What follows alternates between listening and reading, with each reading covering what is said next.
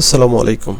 আজকে আমরা জানব কিভাবে 1 মিনিটে একটা ছবি প্রিন্ট উপযোগী করতে পারি। বিশেষ করে আমরা যারা বিভিন্ন স্কুল, কলেজ বা বিভিন্ন প্রতিষ্ঠান নিয়ে কাজ করে থাকি, তাদের অতি অল্প সময়ে অনেক ছবির কাজ করতে হয়। তো প্রথমেই আমরা একটা প্রতিষ্ঠানের উঠানো কিছু ছবি দেখতে পাচ্ছি। এই ছবিগুলো আমরা ক্যামেরা দ্বারা প্রতিষ্ঠান থেকে উঠানো হয়েছে। এই ছবিগুলোকে আমাদের একটা ছবি 1 মিনিটের মধ্যেই প্রিন্ট উপযোগী করে তুলতে পারি আমরা। তো প্রথমেই আমরা ফটোশপ ওপেন করে নিলাম। এই ফটোশপে আমি প্রবেশ করলাম। করার পরে আমি এখান থেকে দুইটা ছবি ফটোশপে প্রবেশ করাচ্ছি। এই ছবিটা বড় আর এই ছবিটা একটা পাসপোর্ট সাইজের আকৃতি দেওয়া। তো প্রথমে আমি এই বড় ছবিগুলোকে ক্রপ করে কেটে নিব। কিভাবে? আমাদের টুলবারের এই ক্রপ টুলের ব্যবহার করে এখানে দিব 40 mm, হাইট দিব 50 mm এবং রেজুলেশন দেব 300। এই অবস্থায় আমি যখন ছবিটাকে আমি এখান থেকে ক্রপ করব এভাবে, তখন সে একটা সঠিক মাপে ছবিটা ক্রপ হয়ে যাবে। আমি ক্রপ করার পরে কিবোর্ড থেকে এন্টার প্রেস করলাম, ছবিটা একটা পাসপোর্ট ছবির আকৃতিতে রূপান্তর হয়ে গেল। এখন আমরা এই ছবিটার কি কি কাজ করতে পারি?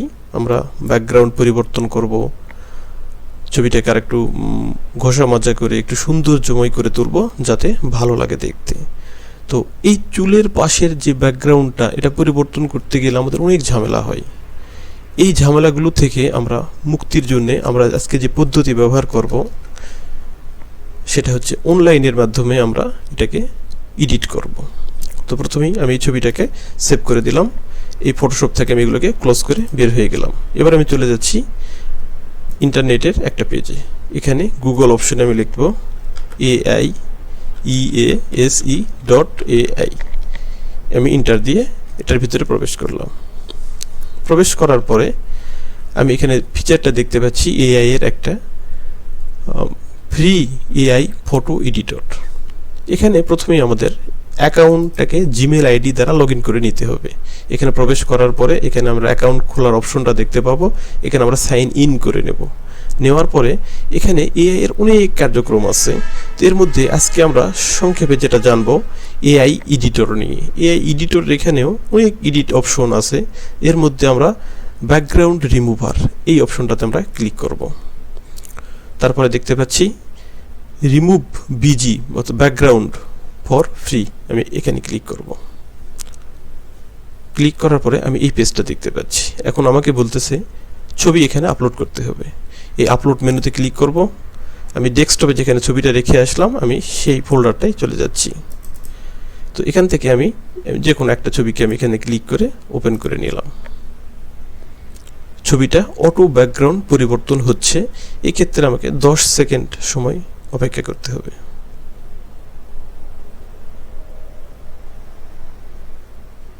ছবিটার ব্যাকগ্রাউন্ড পরিবর্তন হয়ে গেছে। চুলগুলো ঠিক যেরকম সুন্দর আছে ওইভাবেই আছে। এখন আমরা পিছনে একটা কালার অ্যাড করতে চাই। সেক্ষেত্রে আমরা এখানে এই কালার মেনুতে ক্লিক করব। করার পর এখানে অনেক কালার দেখতে পাচ্ছি, যেটা আমার প্রয়োজন আমি সেখানে ক্লিক করব। করে এখান থেকে আমি একটা কালার নির্ধারণ করে দিলাম। কালার নির্ধারণ করার পরে যদি আমি মনে করি এই ছবিটাতে আরেকটু ক্লিন করা প্রয়োজন, অর্থাৎ আমরা যারা ফটোশপে কাজ করি তারা দেখেছি ব্লুয়ার টুলের যে কাজটা ছবিটাকে মসৃণ করা, সেটা আমরা এখানে এআই ইনহ্যান্স এই অপশনে যদি আমি ক্লিক করি, এখানে 30 সেকেন্ড সময় অতিবাহিত হবে, আমাকে অপেক্ষা করতে হবে। অর্থাৎ ছবিটাকে ঘষা মাজা করে অনেক সুন্দর মসৃণ করে তুলবে, যেটা আমরা ফটোশপের ব্লুয়ার টুল ব্যবহার করে কাজ করতাম। এখানে এই 30 সেকেন্ড সময় আমি অপেক্ষা করব। বাস, এখন দেখতে পাচ্ছি ছবিটার চারপাশটা অনেক সুন্দর পরিষ্কার করে ক্লিন করে একটা ছবি অনেক সুন্দর করে তুলছে। এরপরে আমি এডিট মেনুতে ক্লিক করব। করার পরে এখানে আছে ফিল্টার। এই ফিল্টারের ঘরটা খুলবো। খোলার পরে আমি এখানে একটা ফিল্টারে ক্লিক করলাম। করলেই ছবিটাতে লাইটিংটা আরও সুন্দর হয়ে গেল। এখন একটা ছবি, এই ছবিটা আমার কাজের উপযোগী হয়ে গেছে। এখন আমি এটাকে ডাউনলোড করব। এই ডাউনলোড মেনুতে ক্লিক করব। করার পরে ডাউনলোড কারেন্ট ইমেজ এই মেনুতে ক্লিক করব। ছবিটা আমার ডাউনলোডের মেনু ফোল্ডারে চলে গেল। এই ছবিটার কাজ শেষ, আমি এটাকে ডিলিট করে দিলাম। আমার একটা ছবি কমপ্লিট। এইভাবে আমি এখানে একের পর এক ছবির কাজ করতে পারি। সেজন্য আমি এইখানে আপলোড মেনুতে ক্লিক করব। করার পরে সিলেক্ট অপশনে ক্লিক করব। করার পরে আমরা যেখানে ছবিগুলো রেখে আসছি, অনেক ছবি, আমি সেই ছবিগুলোর মধ্যে প্রবেশ করতেছি। আমি এখান থেকে আমি একের পর এক ছবিগুলোর কাজ করতে চাই। সেক্ষেত্রে আমরা একসাথে অনেক ছবিও নিতে পারি। যেমন আমি এখানে ক্লিক করে এই শেষ পর্যন্ত ক্লিক করলাম, করে একবার আমি ওপেন করে নিলাম, সবগুলো আমার এখানে এসে অ্যাড হয়ে গেল। আমরা এখানে সিরিয়াল এই নিচ থেকে ধরে কাজ শুরু করব, তাহলে আমার ওই ফোল্ডারের সিরিয়ালগুলো সঠিক থাকবে। আবার আমি ক্লিক করলাম, এই ছবিটাতে আমি ক্লিক করলাম, ছবিটা আমার এখানে এসে গেল। এই মেনু থেকে আমি এটাকে টেনে জায়গা মতো ফিট করে দিলাম। এইভাবে ছবিটাকে জায়গা ফিক্সড করে দিয়ে আবার সেই আগের মতো রিমুভ ব্যাকগ্রাউন্ড ক্লিক করলাম। আমাকে এখানে আবার 10 সেকেন্ড সময় অপেক্ষা করতে হবে। ব্যাকগ্রাউন্ড রিমুভ হয়ে গেছে। এরপরে যদি আমি মনে করি ছবিটাকে আর একটু ঘষামজা করা প্রয়োজন, তাহলে আমি এআই ইনহ্যান্স ব্যবহার করব। এটা ব্যবহার করলে আমাকে 30 সেকেন্ড অপেক্ষা করতে হবে। আর যদি মনে করি না আমার আর ঘষামজার কোনো প্রয়োজন নেই, তখন আমি এডিট মেনু থেকে একটু লাইটিং করার জন্য ফিল্টার মেনুতে গিয়ে একটা ফিল্টার চুজ করলাম, ছবিটার একটু লাইটিং হয়ে গেল। তারপর আবার আমি ডাউনলোড মেনুতে গিয়ে ছবিটাকে আমি ডাউনলোড করে নিলাম। এইভাবে এখন আমি এইখান থেকে ডিলিট মেনুতে চাপ দিয়ে ছবিটাকে আউট করে দিলাম। এই ছবিটার কাজ করলাম, এটাকে আমি ক্লোজ করে দিলাম। আবার আরেকটা ছবি নিলাম, সেম যা আগের মতো আমি এটাকে এইভাবে এখানে ফিক্সড করে দেব। দেওয়ার পরে রিমুভ বিজি, 10 সেকেন্ড অপেক্ষা করব। এডিট মেনুতে যাব, ফিল্টার থেকে আমি একটু লাইটিং করব। আর যদি মনে করি ইনহ্যান্স করা প্রয়োজন, অর্থাৎ মসৃণ করা প্রয়োজন, তাহলে আমি এখানে ক্লিক করব। তারপরে ছবিটাকে এখান থেকে আমি ডাউনলোড করে নিব। ডাউনলোড হয়ে গেলে আমি এখান থেকে এটাকে ডিলিট করে দিব। দিয়ে এই ছবিটাকে আমি এখন ডিলিট করে দিয়ে আবার পরের ছবিটাকে সিলেক্ট করলাম। এভাবে আমরা 1 মিনিটেই একটা ছবিকে কাজের উপযোগী করতে পারি। এভাবে একের পর এক আমরা ছবি নেব, কাজ করতে থাকব। তো এবার আমি ডাউনলোড মেনুতে গিয়ে দেখি ছবিটা কেমন হলো। এই ডাউনলোডে গেলাম, ডাউনলোড ফোল্ডারটা ওপেন করলাম। আমি এই ছবিগুলোকে আমার ফটোশপে আমি নিয়ে যাচ্ছি।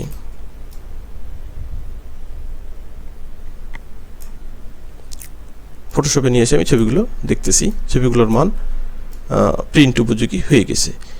তবে এখানে লক্ষণীয় বিষয়, আমরা ডাউনলোড ফোল্ডারে যখন ছিলাম, আমি এআই থেকে সেভ করার পরে এই ছবিটা আমার পিএনজি ফরম্যাটে সেভ হয়েছে।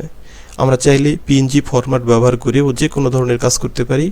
আবার যদি মনে করি না এটা আমার জেপিইজি ফরম্যাট করা প্রয়োজন, সেক্ষেত্রে আমি ফটোশপে নিয়ে এসে এই ছবিগুলোকে আরও এডিট করতে পারি। অথবা যদি এডিট প্রয়োজন না হয়, আমরা জেপিইজি ফরম্যাটে পরিবর্তন করে নিতে পারি।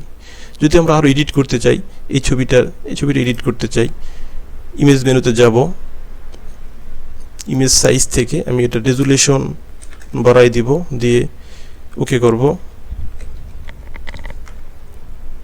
রেজুলেশনটা অনেক বড় করে নিলাম। যদি মনে করি এখান থেকে আরও লাইটিং করার প্রয়োজন আছে, তাহলে আমরা Ctrl+Shift+L প্রেস করলে আরও লাইটিংটা বেড়ে গেল। তারপর যদি ভাবি এটাকে আরও সাদা করব, তাহলে Ctrl+M প্রেস করব। করার পরে এখান থেকে লাইটিংটাকে আরেকটু আমরা বাড়াতে পারি। ওকে করলাম। যদি মনে করি ছবিটা বেশি হলুদ হয়ে গেছে, তাহলে আমি Ctrl+B প্রেস করব। করার পরে এই মেনু থেকে এই পাশ থেকে একটু হলুদটা কমাবো, এই পাশ থেকে একটু এটা থেকে একটু রেড, এই মেনু থেকে একটু লালটা কমাবো, আমি ওকে করব। তারপরে ছবিটাকে সেভ করার জন্য আমি আবার পুনরায় সেভ করার জন্য Ctrl+Shift+S চাপ দিলাম, অর্থাৎ সেভ অ্যাজ। আমি কোথায় সেভ করব? ডেস্কটপে। কোন ফোল্ডারে নেব, আমি সেই ফোল্ডারটাকে নির্বাচন করে আমি এখানে এই পিএনজি ফরম্যাটের পরিবর্তে জেপিইজি ফরম্যাটটাকে নির্ধারণ করে সেভ করে দিলাম। আমি ওকে করে দিলাম, এটাকে ক্লোজ করলাম। ঠিক একইভাবে আমি যদি মনে করি এই ছবিটাকেও আমি আরেকটু সুন্দর করতে চাই, আরও লাইট করতে চাই, বা লাল বেশি হয়েছে কমাতে চাই, সেম একইভাবে আমি ইমেজ সাইজ রেজুলেশনটাকে আমি 72 থেকে আমি 300 ফরম্যাটে পরিবর্তন করে নিলাম। আমি জুমটাকে ছোট করলাম, জুমটাকে ছোট করে Ctrl+M প্রেস করে এটা লাইটিংটাকে আরেকটু বাড়ায় দিলাম, ওকে করলাম। হলুদটা একটু কমাবো, Ctrl+B। তারপরে এই পাশ থেকে হলুদটাকে একটু কমাই দিচ্ছি, এখান থেকে রেডটাকে একটু কমাই দিচ্ছি, দিয়ে আমি এখানে ওকে করলাম। তারপরে আমি জেপিইজি ফরম্যাটে সেভ করার জন্য Ctrl+Shift+S চাপ দিলাম, ডেস্কটপ সিলেকশন করলাম, যে ফোল্ডার নিতে চাই সে ফোল্ডারটা সিলেকশন করলাম, এই ঘর খুলে এখানে জেপিইজি সিলেক্ট করে আবার আমি সেভ করে দিলাম, দিয়ে ওকে করে দিলাম। তারপরে এটাকে আমি আবার এখান থেকে ক্লোজ করে দিলাম। ঠিক এইভাবে আমরা একের পর এক একটা ছবি নিয়ে কাজের উপযোগী করতে পারি। আচ্ছা, এই পর্যন্তই। আসসালামু আলাইকুম।